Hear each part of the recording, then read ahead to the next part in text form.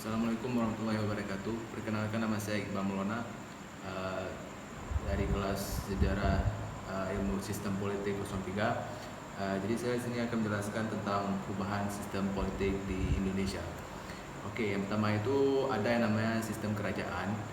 Eh, Sistem kerajaan itu terbagi ada beberapa hal. Yang pertama itu adalah sistem pemerintahan masih dalam batas lingkup kerajaan. Terus yang kedua dikenal sebagai prakolonial, dan selanjutnya dijalankan sebelum adanya bangsa-bangsa asing yang menjajah di Indonesia. Yang keempat itu mayoritas kerajaan juga beragam, mulai dari Hindu, Buddha hingga Islam, sampai dengan Indonesia ini pernah melakukan ataupun menggunakan strategi kepemimpinan vertikal.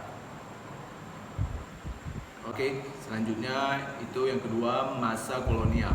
Masa kolonial itu ada datangnya bangsa asing ke Indonesia untuk melakukan penjajahan, dan seterusnya itu memberikan banyak perubahan dalam aspek politik, hingga tujuan para pendatang itu bukan hanya untuk berdagang, melainkan demi menduduki bangsa Indonesia. Yang keempat, kapabilitas kepemimpinan mulai diganti oleh bangsa asing, sampai Indonesia tak lagi menjalankan sistem vertikal. Oke. Dan selanjutnya itu adalah demokrasi liberal.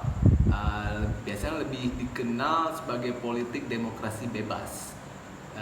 Dan juga para aparat negara ataupun pejabat negara mulai loyal kepada bawahannya, sampai bisa menjaminkan semua tuntutan dijalankan dengan bebas. Oke, yang keempat adalah masa demokrasi terpimpin. Masa demokrasi terpimpin, masa ini banyak batasan-batasan yang dibuat. Ada dari tahun 1959 sampai tahun 1965. Pada masa demokrasi terpimpin ini banyak hal itu dikuasai oleh militer, sampai keterlibatannya sangat kuat, bahkan sulit untuk ditembus. Oke, 5. Masa demokrasi Pancasila. Pada masa ini mulai terjadi banyak perubahan, berbagai aspek mulai diperhatikan oleh negara.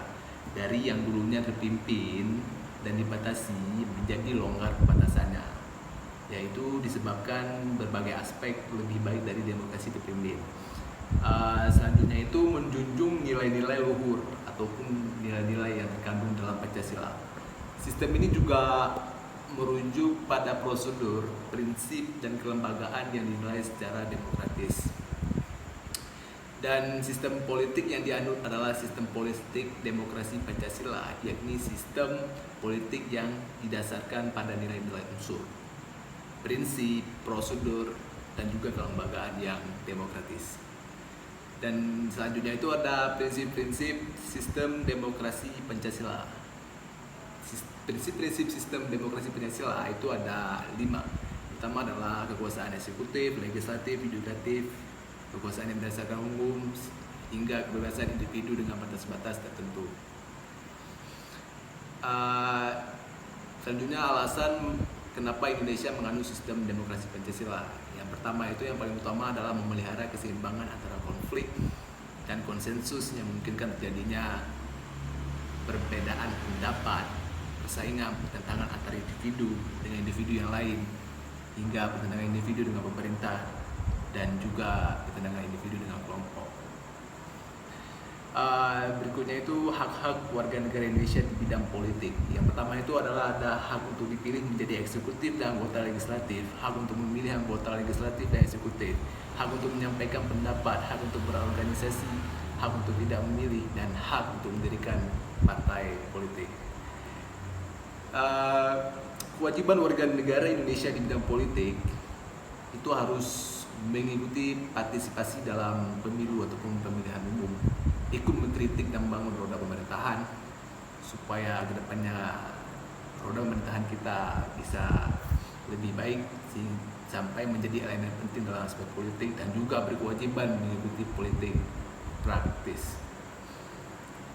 Oke, itu saja dapat saya sampaikan. Lebih dan kurang saya mohon maaf. Saya Iqbal Maulana. Wassalamualaikum